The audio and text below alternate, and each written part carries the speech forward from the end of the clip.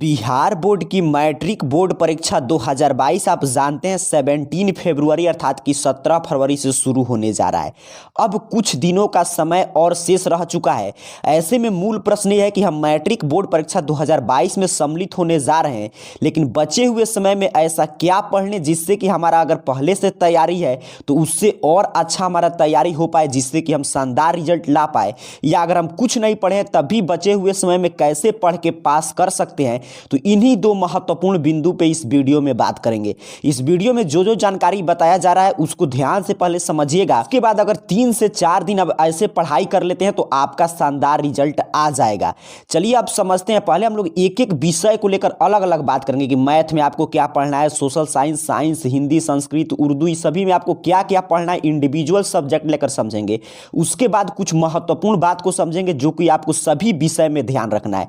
तो पहले चलिए एक एक विषय की तैयारी को समझते हैं। जैसे कि शुरुआत करते हैं, सबसे महत्वपूर्ण है मैथमेटिक्स, और आपका एग्जाम भी मैथ अर्थात कि गणित के पेपर के साथ शुरू होगा। मैथ में बचे हुए 5-6 दिन जो भी आपके पास समय है उसमें मैथ में आपको क्या करना है, सिर्फ फार्मूला का रिवाइज, अर्थात कि जो भी आपका मैथमेटिक्स का सूत्र है चैप्टर 1 रियल नंबर से लेकर और उसके साथ साथ आपके प्रायिकता तक, उन सभी फार्मूला जितना भी उसमें सूत्र आया है चैप्टर 1 से लेकर और आपके प्रायिकता तक जो भी सूत्र आया है त्रिकोणमिति हर एक चैप्टर में 1 से 15 तक के चैप्टर में, उनका बार बार रिवीजन करते रहिए। इस समय बस आपको यही करना है मैथमेटिक्स में कि जो भी आपका फार्मूला है, जितना भी फार्मूला आप, हो सकता है कॉपी आप फार्मूला का अलग बनाए होंगे तो उससे आप तैयार कर सकते हैं, या आपके पास फार्मूला का किताब होगा, जैसे कोई भी आप गाइड गेस देखते हैं तो उसमें हर चैप्टर वाइज फार्मूला दे देता है, या कहीं से भी आप फार्मूला अभी भी समय खुद से लिख कर सभी चैप्टर का फार्मूला बार बार रिवीजन करते रहें।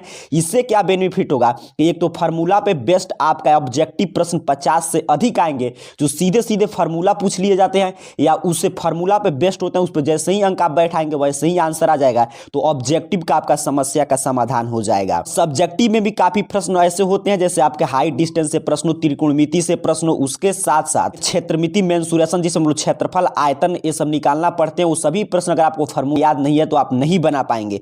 तो पहला मैथमेटिक्स में आपको क्या करना है, बचे हुए समय में सिर्फ फार्मूला चैप्टर 1 से लेकर 15 तक बार बार जितना बार हो सके उसको रिवीजन करके रट जाइए। और दूसरा काम आपको मैथ में ये करना है कि फार्मूला बेस्ड क्वेश्चन, अर्थात कि जो भी फार्मूला आप याद करेंगे उन हर फार्मूला पे एक एक दो प्रश्न बनाते रहिएगा। उम्मीद करता हूं आप मेरे बात को क्लियर समझ पा रहे हैं कि 1 से 15 तक हमें फार्मूला मैथ में याद करना है, और जो भी फार्मूला हम पढ़ रहे हैं, जैसे मान लीजिए किसी का आयतन निकालने का फार्मूला पढ़े हैं तो उस पर हम अंक बैठाकर फार्मूला पे क्वेश्चन बना लेंगे। मैथ में 2 काम करना है। आगे हम लोग ये तो अभी अलग अलग बात कर रहे हैं, आगे हम लोग समझेंगे मैथ में और इसके अलावा क्या क्या आपको करना है जो सभी विषय में समान रूप से उपयोगी होगा। उसके साथ साथ आपको साइंस की बात करते हैं तो साइंस में देखिए सबसे महत्वपूर्ण है रिवीजन। अब आपके मन में प्रश्न आएगा कि रिवीजन कहां से करें, तो आपके पास अगर साइंस का आप नोट्स इतना दिन में बनाए होंगे तो उस नोट्स को बार बार पढ़ते रहिए। अगर नोट्स नहीं है तो आप किसी भी पब्लिकेशन का आप बुक रखे होंगे साइंस का, फिजिक्स, केमिस्ट्री, बायोलॉजी का, उसको बार बार पढ़िए। अभी भी समय है।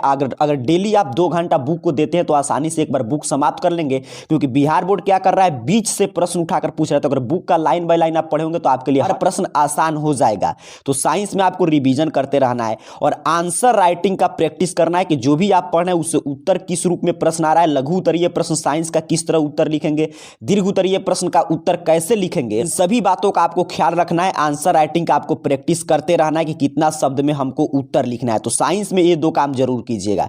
सोशल साइंस की बात करें तो सोशल साइंस में सबसे महत्वपूर्ण है आपका बुक का रीडिंग, कि आप बुक पढ़ते रहिए। सोशल साइंस में देखिए सबसे महत्वपूर्ण हो जाता है, क्योंकि सोशल साइंस में काफी नया नया प्रश्न इस साल भी पूछा जाएगा, और उसके लिए आपको क्या करना चाहिए, बुक जो भी आपका history, political science, geography, economics, disaster management का बिल्कुल पतला पतला बुक आता है, इसमें भी आप 2-2 घंटा अगर देंगे डे बाय डे तो इस पूरे बुक को आप समाप्त कर देंगे। तो सोशल साइंस में आपको बचे हुए समय में बुक को, सोशल साइंस का जो बुक है गेस गाइड छोड़कर सिर्फ बुक को बार बार पढ़ लीजिए, आपका शानदार रिजल्ट आ जाएगा। इसके बाद यही 3 मेन सब्जेक्ट था। इसके बाद होता है लैंग्वेज सब्जेक्ट, जैसे कोई छात्र हिंदी रखते हैं, कुछ छात्र संस्कृत, कुछ छात्र उर्दू, जैसे इंग्लिश भी लैंग्वेज सब्जेक्ट में ही आता है। तो जो भी आपका भाषा का सब्जेक्ट है, चाहे आपका कोई भी सब्जेक्ट हो, हिंदी हो, नॉन हिंदी हो, संस्कृत हो, उर्दू हो, तो इसके लिए आपको क्या करना है कि जो भी आपका, जैसे मान लीजिए आपका हिंदी है या आपका संस्कृत है या आपका उर्दू है, तो आपका जो भी बुक है, जैसे हिंदी का 2 बुक है तो आपको बुक को बार बार पढ़ना है। बुक में कहानी है, कविता है, और अगर आप बुक को नहीं पढ़ते हैं, चाहे आपका हिंदी हो, संस्कृत हो, उर्दू हो, नॉन हिंदी हो,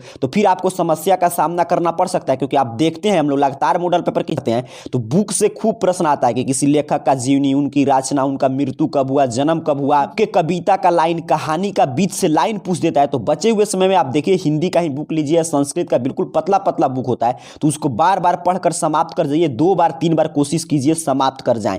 तो हिंदी में आपको यही बुक पढ़ते रहना है। और आप जानते हैं आपका कोई भी भाषा सब्जेक्ट है, चाहे इंग्लिश है, हिंदी है, संस्कृत है, उर्दू है, सबका अपना अपना ग्रामर है, व्याकरण है, तो उस व्याकरण को भी रिवीजन करते रहिए। लेकिन अगर व्याकरण आप नहीं भी पढ़ते हैं, पहले से पढ़े हैं, तो उससे काम चल जाएगा। लेकिन बुक से खूब अंदर से प्रश्न आता है, अगर आप बुक का अध्ययन करके नहीं जाते हैं तो उसको नहीं सॉल्व कर पाएंगे, तो बुक भी पढ़ते रहिएगा। उम्मीद करता हूं यहां तक आप क्लियर समझे कि किस सब्जेक्ट में हमें क्या पढ़ाई करना है। मैं सब्जेक्ट वाइज आपको यहां पे बताया हूं। चलिए कुछ समझते हैं कि जो आपको सभी विषय में समान रूप से करना है। तो सबसे पहले आपको मॉडल पेपर जो आया है या प्रीवियस आपके पास जितना मॉडल पेपर है उसको सॉल्व करते रहिए।